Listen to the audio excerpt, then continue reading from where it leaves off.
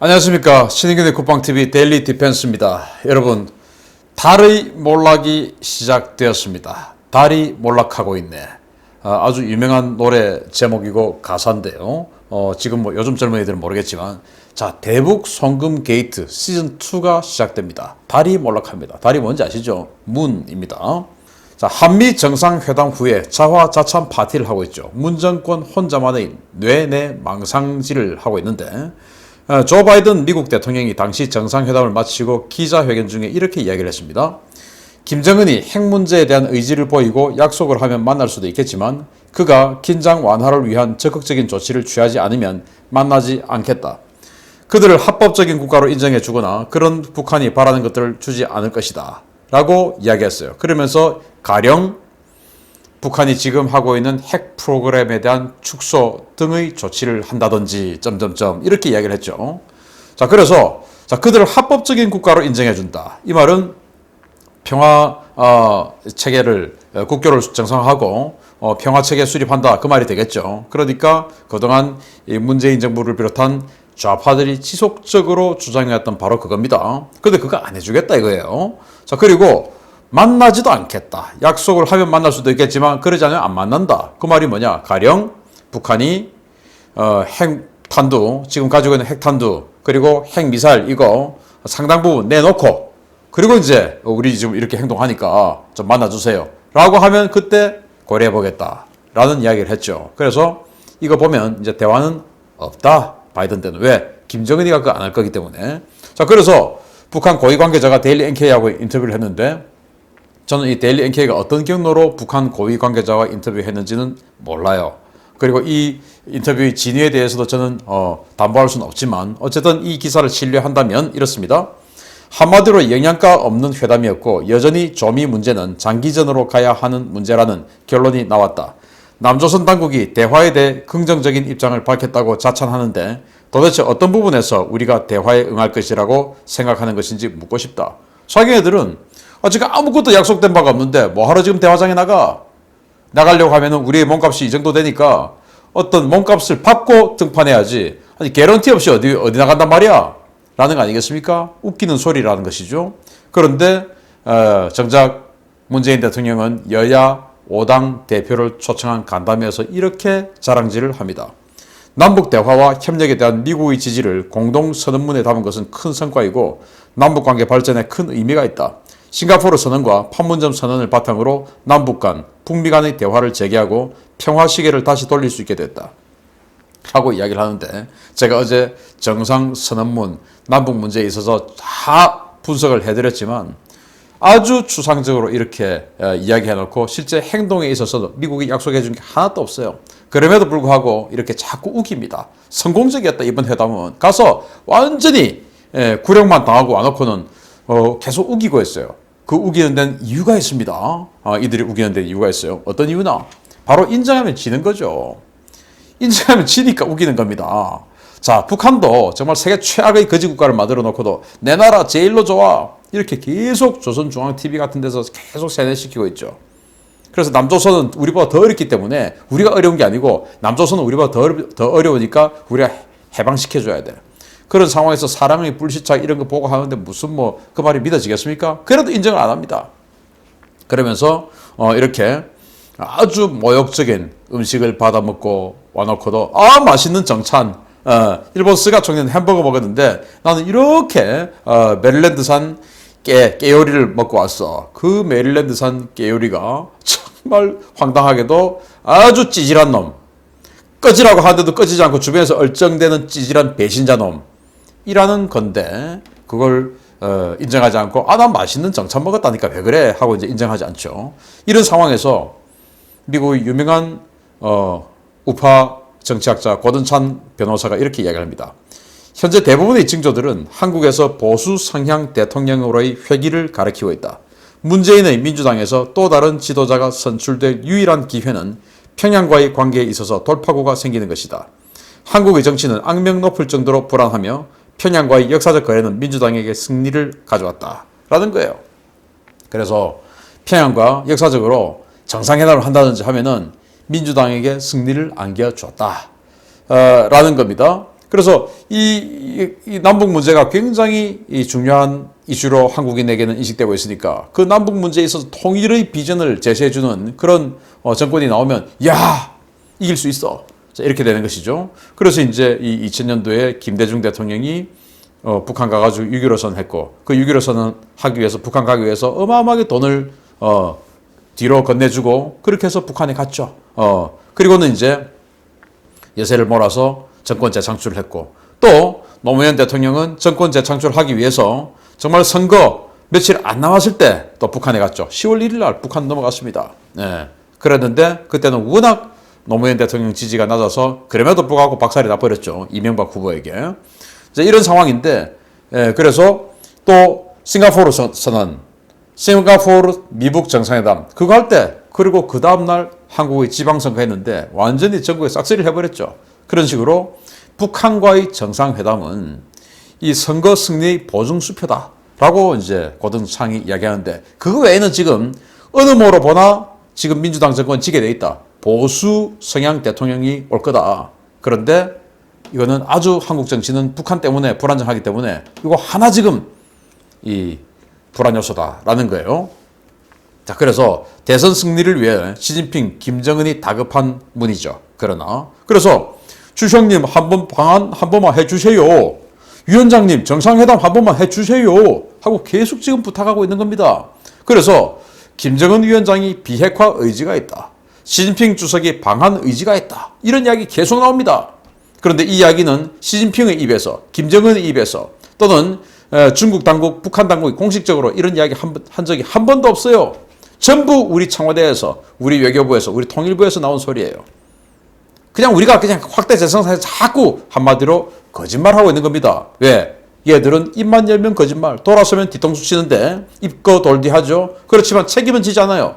거짓말한 것에 대해서. 정말 우리나라의 이런 상황이 좀 안타까운 것이 거짓말한 자들은, 거짓말한 놈들은 절대 용납하지 않고 끝까지 응징해야 되는데 미국은 대통령 거짓말 한 번 했다고 대통령 옷까지 벗었던 나라 아닙니까? 그게 정상이에요. 그런데 여기는 거짓말을 허구한 날 해도 돌아서면 또 다른 이슈에 묻혀버리고 지금 이렇게 가고 있으니까 버릇처럼 거짓말하는 거예요. 얘들은. 자, 그런 상황에서 정말 오매불망 시진핑 주석이라도 한번 만나고 싶고 김정은이가 한국에 서울에 와주면 정말 말할 수 없을 정도로 되겠는데 그렇지만 김정은이가 대가 없이는 갈 수 없어 라고 지금 버티고 있죠. 그 분위기 좋은 2018년도에도 김정은이가 안 왔죠. 왜? 대가를 안 주니까. 그게 바로 대북 제재 해제 이런 대가 달라 이겁니다. 자, 이런 상황에서 김정은이가 지금 완전히 코너에 몰리는 기가 막힌 아이템이 생겼습니다. 자, 말문이라도 트야 된다. 필사적으로 구실을 찾는 문에게 날아온 희소식입니다. RFA, 미의회 기관 언론이죠. RFA가 보도를 했는데요. 북한 전역에서 코로나 의심 증세를 보이는 환자들이 지속적으로 증가하고 있다는 주장이 현지 소식통들에 의해 제기되고 있으며 북한 방역당국은 주민 이동 통제를 강화하는 등 방역의 고삐를 더욱 쥐고 있다.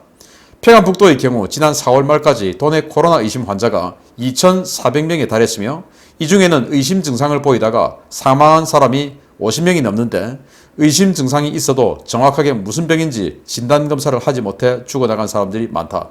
한 간부 소식통은 비루스 의심 환자가 나타나면 검사 없이 무조건 급성 폐렴이라는 진단을 내리고 격리시킨 뒤 죽으면 사망 진단 후에 즉각 소각 처리한다 라고 전했다.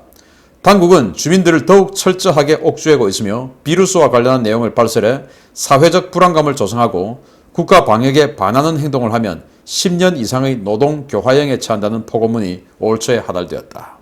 북한에 결국 코로나 바이러스가 창궐하고 있다라는 보도가 나온 겁니다. 정말 놀라운 소식인데요. 북한이 작년 설날이죠. 그 무렵에 중국에서 코로나19라는 이런 신종 바이러스가 출현했다는 그 소식이 들려온과 동시에 북한은 신속하게 국경을 폐쇄했습니다. 그리고 지금까지 1년 5개월 열을 북한은 국경을 닫고 무역도 안 하고 완전히 그냥 폐쇄된 상태에서 살고 있습니다. 안 그래도 돈이 없는데 완전히 그냥 쫄쫄쫄쫄 굶고 있고 이게 1년만 더 지속되면 그냥 나라 그냥 문 닫아야 되는 정권 셔터 내려야 되는 그런 상황으로 가고 있습니다. 그런데 이렇게 노력했음에도 불구하고 드디어 북한에 코로나가 창궐한 것 같습니다. 그런데 이제 이게 코로나가 창궐하면 북한은 백신, 치료제, 의약품, 의학시설 아무것도 없기 때문에 그냥 게임 끝이죠. 그래서 북한은 지금 코로나로 의심되는 환자만 있으면 전부 잡아서 수용소에 집어넣어버립니다. 완전히 격리시켜버리죠. 그러다가 가만히 놔두고 저처럼 코로나 걸려가지고 들어갔을 때 타이레놀이라도 줬는데 뭐 그런 것 없이 있다가 죽으면 그냥 바로 소각 처리, 시신을 화장시켜버립니다. 그런데 그 주변인들이 뭐 누구 엄마, 누구 아빠 코로나 걸린 것 같아. 새로운 신종 비루스 뭔지 모르겠어. 이렇게 비루스의 빗자만 이야기해도 잡아서 10년 징역을 세워버린다 이겁니다. 10년 이상의 노동교화형, 이게 바로 징역이란 말이지 않습니까? 10년의 징역, 노동교화, 강제수용소 보내버린다 이겁니다. 그러니까 누가 코로나19로 의심되는 증상으로 죽었다 하더라도 말도 못해요 지금. 그렇게 지금 북한이 어마어마하게 최대의 위기에 봉착한 겁니다. 북한의 위기는 우리의 기회 아니겠습니까? 우리는 그렇게 생각하는데 우리는 어떤 기회로 삼냐? 통일의 기회, 또 북한 레짐 체인지 기회, 이렇게 생각하는데 정말 놀랍게도 이 문재인 정권은 와 드디어 우리가 선거에 이길 수 있는 아이템이 생겼네? 왜? 북한에 지원해줘야지. 김정은 위원장 한번 오게 하려고 하니까 무슨 유엔 안보리 제재 풀어라, 대북 제재 풀어라, 금강산 관광 재개해라, 개성공단에 다시 공장 집어넣어, 안 그러면 안 가, 이러고 있는데 이거 백신 얼마만 좀 줘도 오겠네? 왜? 발등에 불이 떨어졌으니까 라는 생각이 번쩍 든 겁니다. 살려고 국경까지 폐쇄했는데 정말 뭐 김정은이는 궁지에 몰렸죠. 야, 국경을 닫으면 살 수 있다며? 지금 큰일 났잖아. 국경 닫은 지난 1년 5개월간 북한은 지금 비료도 없고 농약도 없는데 증산 압박만 받고 있죠. 그래서 비료도 없고 농약도 없으니까 오줌 받아와, 이렇게 되는 것이죠. 오줌 가지고 비료하려고, 요소 비료. 그리고 농기구 다 팔아먹었습니다. 없어요. 소 잡아먹어버렸습니다. 먹을 게 없으니까. 이제 올 가을 식량 생산은 게임 끝난 겁니다. 거기다가 국경은 폐쇄, 장마당도 완전히 초토화됐죠. 올 연말이 되면 북한 그냥 게임 끝입니다. 그러다 보니까 사상까지도 이제 이상해져요. 왜?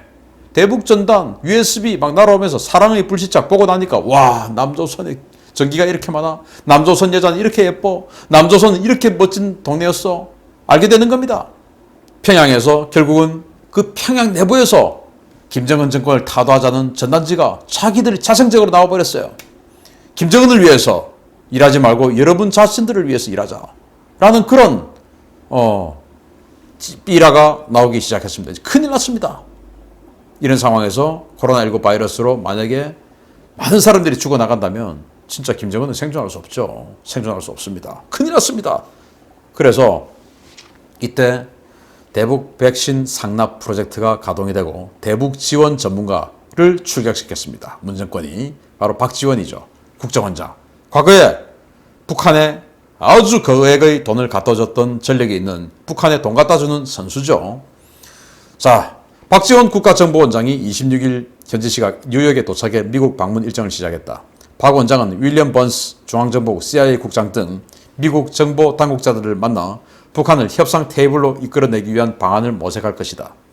워싱턴의 한 외교 소식통은 북한이 원하는 대북 제재 완화는 현실적으로 불가능하다라며 현 시점에서 북한이 가장 필요로 하는 것은 코로나19 백신이라며 박 원장은 인도주의적 차원에서 북한에 대한 미국산 코로나19 백신 지원 등 깜짝 카드를 논의할 것이다 라고 말했다.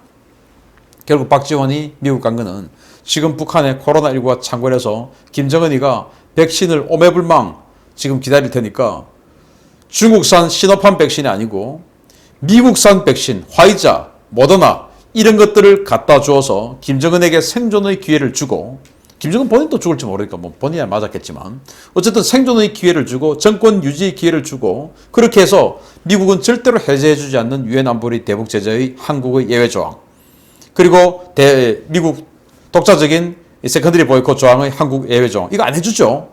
그러면 백신이라도 갖다 줘서 김정은 자 이만큼 백신 500만 개, 1000만 개 갖다 주니까 서울 좀 와주세요. 그것도 올 연말에 선거 직전에 분위기 한번 잡아주세요. 이제 이거 하는 것이죠.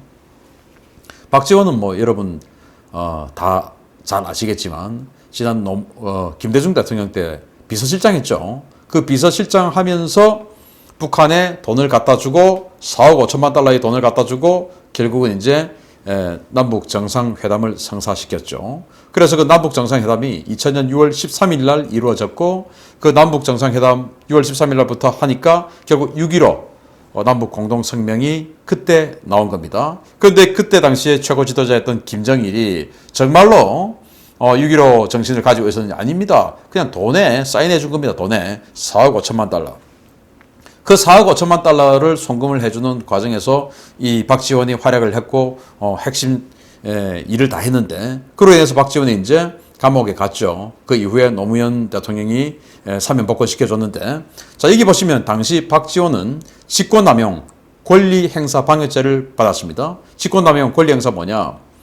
자신의 비서실장이라는 이 권력을 이용해서 현대상선을 압박합니다. 니들 돈 좀 내놔.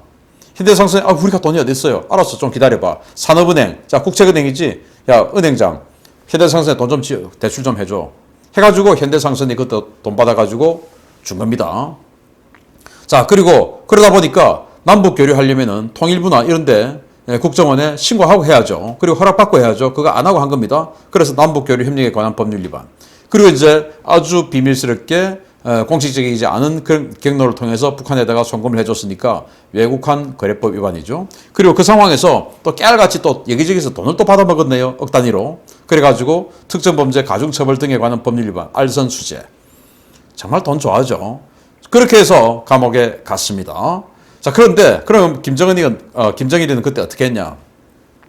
잔금 입금해라 빨리 해가지고 내일 남북 정상회담이 개시가 되는데 6월 13일이죠. 6월 12일까지 남북 정상회담 한다는 보도가 안 나왔어요. 왜? 김정일이가 잔금 입금 안 되면 남북 정상회담 안 해줘 라고 해가지고 그 잔금 입금이 6월 12일 날 된 겁니다. 그래서 자 이제 오케이 해줄게. 자 형님 들어오세요. 올라오세요. 이제 김대중 대통령이 나이가 더 많으니까 그렇게 돼가지고 6월 12일 날 내일 남북 정상회담 한다 라고 보다 빵 나온 겁니다. 그래서 뭐 남북 정상회담 보안을 위해서가 아니고 돈 잔금 입금해주면 해준다니까 이제 이렇게 된 거였어요. 자 이런 돈 때문에 사인해준 뭐 그걸 가지고 6.15 정신이 어떻고 저떻고 지금까지 이렇게 하고 있는 것이죠. 그렇게 해서 6.15 정신 하고 나서 이게 2000년도인데 2002년도에 어떻게 했습니까? 제2연평해전 우리 참수리 사무실에 대해서 선제 공격했죠. 이런 놈들입니다. 자 그래서 정권을 위해서라면 국민을 때려잡아야 된다. 때려잡아도 된다. 까짓 우리가 살기 위해서는 그러면서 대북 송금 사건 데자뷰 우리 한번 그때 무슨 일이 있었는지 보겠습니다. 이게 이제 박지원이 잡혀 들어갈 때 그리고 나올 때인데 김대중 정부 불법 대북 송금 사건은 김대중 정부가 남북 정상회담을 성사시키기 위해 북한에 4억 5천만 달러를 불법으로 송금한 사건입니다. 박지원 당시 비서실장, 이기호 당시 청와대 경제수석, 임동원 당시 국정원장 등을 주도로 국책은행인 산업은행에 현대상선 불법 대출이 이루어지도록 압력을 행사하고 현대상선은 대출을 받아 자금을 세탁한 후에 북한에 송금해 차후 현대그룹 전체가 치명적인 재정적 타격을 받은 사건입니다. 그래서 또 나중에 또 수사받고 그러다가 결국 이 현대그룹 정몽원 회장 스스로 목숨을 끊는 사건이 발생했죠. 그런데 지금 그게 아니고 자살을 당한 거다. 타살이다. 라는 의혹이 지금 제기되고 있죠. 이상하게 이 정권 주변에는 자살 당했다라는 의혹을 받는 사람들이 굉장히 많죠. 죽은 사람이 굉장히 많아요. 이 정권 주변에는. 그런데 그 죽은 사람들마다 전부 다 아주 높은 분부터 시작해서 전부 다 자살 당했다라는 그런 의혹들이 많아요. 뭐 그거는 뭐 제 주장은 아닙니다. 아무튼 이런 일이 바로 박지원이 주도했던 일입니다. 그 박지원이 지금 미국 간 거예요. 백신 구하려고. 자 그러면은 자국민 접종할 백신도 없는 마당에 북한에 백신 뿌리자고. 자 이거 지금 이 정부가 워낙 거짓말하고 있으니까 국제기구의 발표 데이터를 보여드리겠습니다. 자 여기 보시게 되면 아워월드라는 그 기구에서 나온 건데 일본이 백신 이렇게 맞고 있습니다. 자 보시게 되면 4월 25일까지 일본은 전 국민의 1.5%밖에 안 맞았어요. 백신을 아주 적게 맞고 있다가 이때 당시에 우리는 전 국민의 4% 이상이 맞았습니다. 그래서 우리가 일본보다 더 많이 맞아 이렇게 홍보하고 있었죠. 그리고는 우리는 4월 25일 4월 말까지 완전히 그냥 이 그래프가 상승 곡선을 그립니다. 왜냐? 이때 여러분들 아시다시피 아스트라제네카 백신 군인들한테 강제로 맞추고 해갖고 접종률을 쫙 끌어올리고 있었죠. 홍보해야 되니까. 선거에 당시 이제 사용해야 되니까 그렇게 막 끌어올렸었습니다. 그러다가 스탑! 이제 상승 곡선이 꺾였어요. 왜냐? 백신이 없으니까. 그래서 아주 완만하게 조금씩 늘고 있죠. 그런데 일본은 5월 달부터 들어와서 급상승을 합니다. 아직까지는 우리보다 낮지만 어쨌든 급상승을 합니다. 왜냐? 일본은 아스트라제네카가 아니고 모더나 화이자 백신을 상당량을 미리 구매 계약을 해놨죠. 그게 지금 이제 들어오기 시작한 겁니다. 그래서 일본은 그저께부터 5월 26일 경부터 일본은 하루에 50만 명씩 맞히고 있습니다. 일본 지금 사실 하루에 막 4,000명, 5,000명씩 지금 코로나 환자 발생하고 있지 않습니까? 올림픽도 해야 되고 완전 발등에 불 떨어졌죠. 큰일 났죠. 저는 뭐 개인적으로 올림픽 안 했으면 좋겠는데. 아무튼 이렇게 해서 일본은 6월 달이 되면 하루에 100만 명을 맞힐 것이다.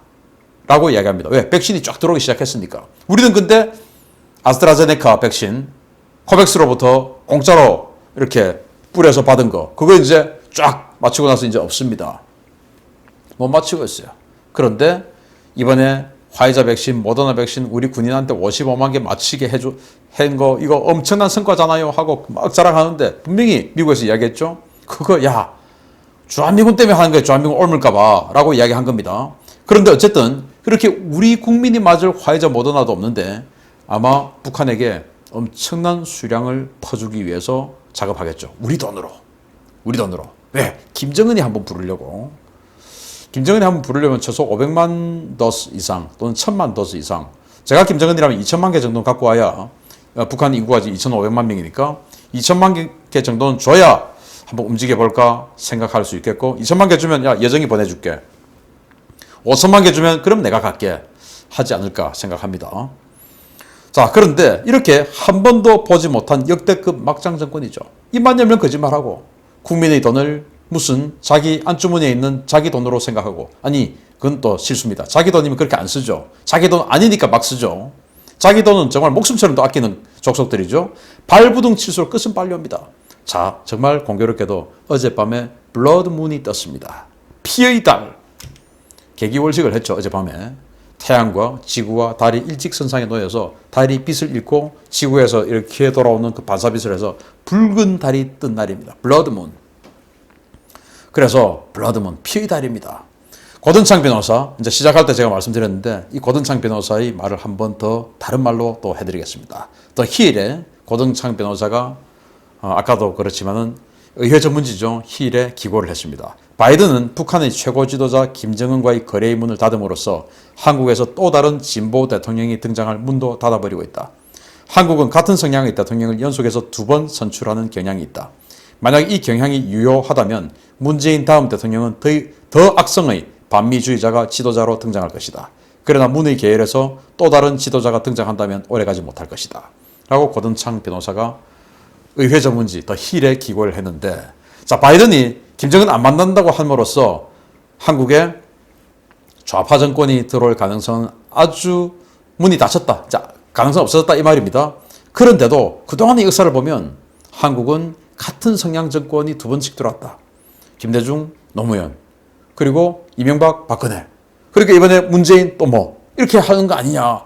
그 공식이 유효하다면 더 악성의 좌파, 반미가 들어올 거다. 아마 이재명 뭐 이런 거가 되겠나요? 그런데 만약에 그렇게 되면 그 대통령은 오래가지 못한다. 왜? 미국이 가만두지 않을 거니까. 라는 말을 하는데 블러드문이 떴기 때문에 지금부터 이제 달의 몰락이 시작됩니다. 달의 몰락, 블러드문. 현실화 되기를 기대합니다. 마치겠습니다. 감사합니다.